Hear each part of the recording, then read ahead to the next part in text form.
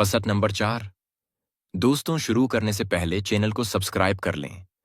हना के मुन्ना से मेरे लिए गाली निकली जो बहन के ऊपर थी। मुझे बहुत अजीब सा लगा कि उससे कबल हमने ऐसी गालम गलूच कभी नहीं की थी, लेकिन होना के इस तरह कहने पर मुझे बहुत अजीब लगा और शद्दत एकदम बहुत बढ़ गई।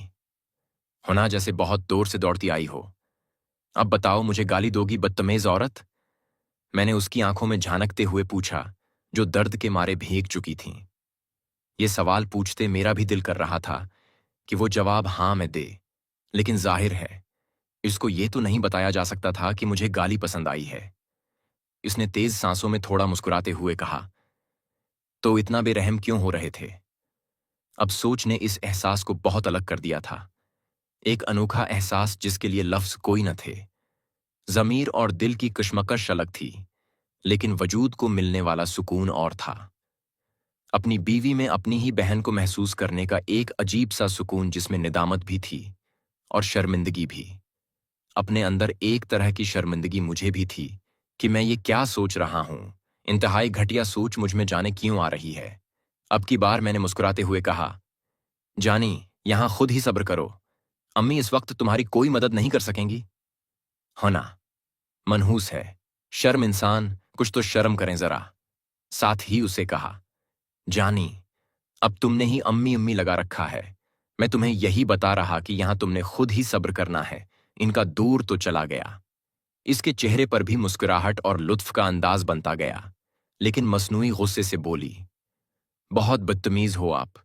कुछ भी बोल देते हो, मेरा सत्यानाश भी कर रहे हो, साथ बदतमीजियां भी करते हो। जानी, अब ये सब तुमसे ही करूंगा। न मेरी जान, तुम ही तो होना। हम तकरीबन रोज ही करते थे, लेकिन इस तरह की गुफ्तगू हमारे दरमियान पहली बार हो रही थी, और इस गुफ्तगू ने मेरे सुकून और लुत्फ को दुबाला कर दिया था। बहन की सोच का एक अफसूस अब कहीं पीछे रह गया था, और इस बातचीत ने हमें जहां फरी कर दिया था, वहां मुझे बहुत सुकून भी आ रहा था। सुबह जब आंख खुली तो मैंने देखा कि हाना वाशरूम में नहा रही थी। मैं भी उठा और उसके साथ शरारतें करते हुए नहाया। हाथ में न धविया और वो किचन की तरफ चल पड़ी। अगर मैं इन सब बातों की तफसील लिखूंगा तो कहानी पूर और गैर मुताल्लिका बातों में उलझ जाएगी। इसलिए सिर्फ वही वाकयात लिखे जाएंगे जो एक भाई को बहन की तरफ ले गए। मैं भी थोड़ी देर बाद उठकर नीचे गया, नाश्ता किया और दफ्तर की तरफ निकल गया। दफ्तर में काम करते वक्त का पता ही न चला, और फिर दफ्तर से छुट्टी करके मैं 2 बजे निकला और घर की तरफ रवाना हो गया। मैंने गेट खोला और अंदर दाखिल हो गया। हर घर के गेट में अब यह होता है कि छोटा गेट बाहर से खोलकर अंदर आ सकते हैं। बहुत घरों के गेट्स में ये एक उरसा तक सिस्टम रहा है। मैं गेट हमेशा आहिस्ता आवाज में खोलता था कि घर के बाकी लोग डिस्टर्ब ना हों, क्योंकि अम्मी अबू भी दोपहर को आराम करते थे और ये रोजमर्रा की रूटीन थी। मैंने आहिस्तगी से गेट खोला और घर में दाखिल हुआ और गेट को बंद करके घर की अंदरूनी तरफ बढ़ा। मेरा इरादा यही था कि खामोशी से ऊपर जाता हूं। जितनी देर में नहाऊंगा, होना खाना बना लेगी या गर्म कर लेगी। यही सोचता मैं लावंज से गुजर रहा था। अम्मी अबू के कमरे की तरफ देखा तो दरवाजा बंद था, जबकि फरवा के कमरे का दरवाजा थोड़ा सा खुला हुआ था, जो कि मामूल की बात थी। मैं फरवा के कमरे के बाहर से गुजर रहा था कि अंदर किसी चीज के गिरने की हल्की सी आवाज आई और मेरे बढ़ते कदम रख गए। पहले मैंने सोचा कि छोड़ो, जो भी गिरा है मैं नहीं देखता। फिर ख्याल आया कि एक नजर देख लूं, कोई ऐसी चीज न गिरी हो जिससे कोई नुकसान का खतरा हो। ये सोच ज़हन में आते ही मैं फरवा के कमरे की तरफ बढ़ा और नीम खुले दरवाजे को खोल के अंदर देखा। मेरा इरादा था कि जोर से बाववो की आवाज निकालूंगा और उसे डराऊंगा। इसलिए दरवाजा खोलते ही मैंने सांस रोककर बाववो की आवाज निकालने का मन बनाया, लेकिन दरवाजा खुलते ही जो मंजर सामने था, मेरा मना खुलने का खुला रह गया।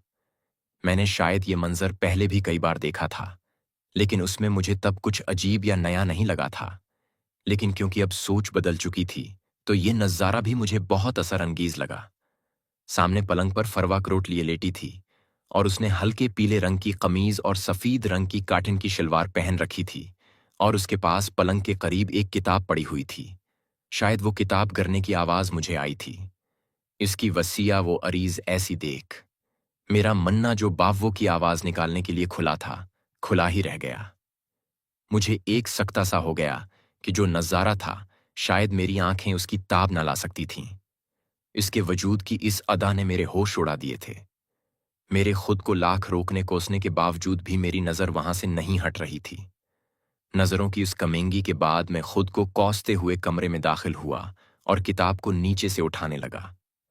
मैंने झुककर किताब उठा ली और ऊपर उठते हुए मेरी नजर एक बार फिर सोई हुई बहन के वजूद पर पड़ी। इस बार क्योंकि मैं ज्यादा करीब से देख रहा था तो मुझे एहसास हुआ। मैं वहीं बैठता चला गया। मेरा गला खशक हो गया और सांस जैसे गले में अटक गई और आंखें बहन पर चिपक गईं। मैं टिकटकी बांधे फरवा को देखने लग गया कि उसकी किधर से शुरू हो रही है और उसकी बनावट क्या है। मैं दुनिया से बेखबर बहन को देखे जा रहा था कि अचानक मेरी नजर कमरे के खुले दरवाजे पर पड़ी। मैं तेजी से उठा और दरवाजे की तरफ बढ़ा कि खुले दरवाजे से अगर कोई मुझे देख लेगा तो क्या सोचेगा। मैं उठकर दरवाजे के पास पहुंचा तो एक अनजान सी ताकत ने मुझे फिर पीछे मड़ने पर मजबूर किया और मैंने पीछे मड़ के देखा तो मेरी बहन इसी तरह बेखबर सो रही थी। मेरे ज़मीर ने मुझे बहुत मलामत करना शुरू कर दी कि ये क्या कमेंगी कर रहे हो। घर में कोई देख ले तो क्या सोचेगा। अगर वो जाग जाए तो फिर उसे क्या मुना दिखाओगे। अभी पहली बात भी पुरानी नहीं हुई। वो यही सोचेगी कि तुमने जान के हाथ मारे थे। इस सोच के आते ही मैं उसके कमरे के दरवाजे से बाहर निकला और ऊपर अपने कमरे की तरफ बढ़ गया। अपने कमरे का दरवाजा मैंने आहिस्तगी से खोला तो देखा हुना भी बेसुध सो रही है। मैंने बगैर कुछ सोचे कमरे का दरवाजा बंद कर दिया और वही कमीनी सोच मेरे जिहन में एक बार फिर उतराई कि हुना भी सो रही है। अमी अबू भी कमरे में हैं तो क्यों ना जरा सा फरही को और देख लिया जाए। थोड़ा सा उसका जलवा देख लेने में क्या हरज है। इस सोच के साथ ही मैं वापस मुड़ा। लेकिन जमीर साहब भी बड़े फर्ज शनास थे।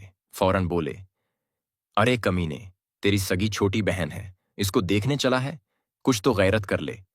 लेकिन दूसरी सोच भी बड़ी भारी थी। फौरन से पहले जवाब आ गया, अच्छा, देखने से क्या फर्क पड़ जाएगा। मैंने कौन सा कुछ करना है बहन के साथ, सिर्फ देखनी है जरा पास बैठकर। फिर भी ये बहुत गलत बात है। जमीर ने एक बार फिर टोका, लेकिन जुनूनियत गालिब रही और मैं सीढ़ियां उतरकर नीचे आ गया। अपने ही घर में चोरों की तरह घूमना बहुत अजीब लग रहा था। मेरा चेहरा जल रहा था और हाथ पांव कांप रहे थे। मैंने खड़ा होकर जरा खुद को नॉर्मल किया और किचन की तरफ बढ़ गया। किचन में जाकर एक गिलास पानी पिया। इस दौरान भी मेरे दिल और दिमाग में कश्मकश जारी रही।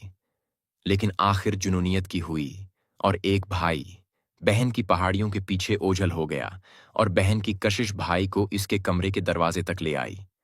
मैं भी तब तक खुद को ये समझा चुका था कि बस थोड़ी देर देखना है और कुछ भी नहीं, बस देख के मर जाना है। मैंने एक गहरी सांस ली और उसके कमरे में दाखिल हो कि दरवाजा बंद कर दिया। कमरे की खिड़की के सामने से पर्दे बंद हुए थे, जिसकी वजह से कमरे में तारीकी न थी। मैं दब्बे पांव चलता हुआ फरवा के पास पहुंचा तो वो इसी तरह करोट लिए हुए सो रही थी। मैंने झांक कर उसके चेहरे की तरफ देखा तो उसका उदास चेहरा बालों से ढांपा हुआ था। उसने एक हाथ अपने गाल के नीचे रखा हुआ था और दूसरा हाथ भी चेहरे के पास था। अब जमीर साहब मुकम्मल तौर पर चुप हो चुके थे। मैंने बड़ी बड़ी पहाड़ियों को अलग कर रहा था और खूबसूरती को नुमायां कर रहा था। इस हरकत पर जमीर ने मुझे एक बार फिर मलामत की कि अब इतने गर चुके हो कि सगी बहन देखकर पकड़े बैठे हो। इससे पहले कि जमीर साहब कुछ और कहते, एक सोच ने मुझे फिर पकड़ा कि बाद में शर्मिंदा होते रहना। अभी देख लो अच्छे से, ये मौके बार बार नहीं मिला करते। मैंने भी उस आवाज की हां मैं हां मलाई और दायां हाथ आगे बढ़ा कि मेरे हाथ हल्के हल्के कांप रहे थे। गला खशक था, सांस तेज चल रही थी। इज्जत, गैरत, मोहब्बत, प्यार सब बेमानी हो चुका था। एक दरंदगी कमिंगी मुझ पर सवार हो चुकी थी। मैं कशिश में पूरी तरह खो चुका था और मुझे एहसास हुआ कि मेरी दोस्तों, अगली किस्त देखने के लिए चैनल को लाजमी सब्सक्राइब कर लें और साथ में बेल आइकन को भी दबा दें ताकि नई किस्त का नोटिफिकेशन आपको फौरन मिल जाए। दोस्तों, किसी भी किस्म की कहानियां या फिर ये कहानी कटंग के बगैर घर की या बाहर की मुकम्मल कहानियां खरीदने के लिए इस नंबर पर व्हाट्सएप पर राब्ता करें। हमारे पास लातादाद हर तरह की कहानियां, नॉवेल्स मौजूद हैं। आपको बहुत सी स्टोरीज बहुत अच्छे रेट में मिल जाएंगी।